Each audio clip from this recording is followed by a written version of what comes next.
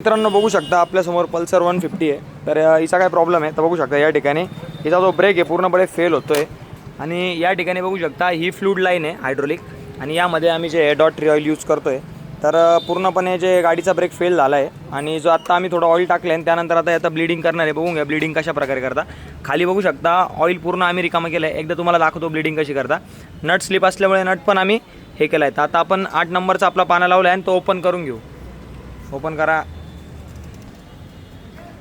तर अशा प्रकारे जो आहे यातनं बघू शकता तुम्ही कशा प्रकारे बबल येतो आहे आणि ऑइल जे पूर्ण फिल करतो आहे. वरती टाकलेलं जे नवीन ऑइल आहे ते खाली पण पूर्णपणे आलं पाहिजे. अशा प्रकारचे याची ब्लीडिंग करायची आपल्याला. बघू शकता खालून कसं जे ऑइल पडतं आहे. तर पूर्णपणे ब्लीडिंग करायची आहे. तर आता आपण नट जो आहे टाईट करायचा आहे. चला टाईट करा नट. आता नट टाईट केला त्यानंतर आता ब्रेक बघू शकता ब्रेक पूर्णपणे हार्ड झालेला आहे. बघू शकता. तर या प्रकारे तुम्ही तुमचा ब्रेक जर फेल झाला असेल हायड्रोलिक तर तो टाईट करू शकता आणि इमर्जन्सी जो आहे गाडीला तुम्हाला ब्रेक लागत नसेल तर तो टाईट करू शकता मित्रांनो.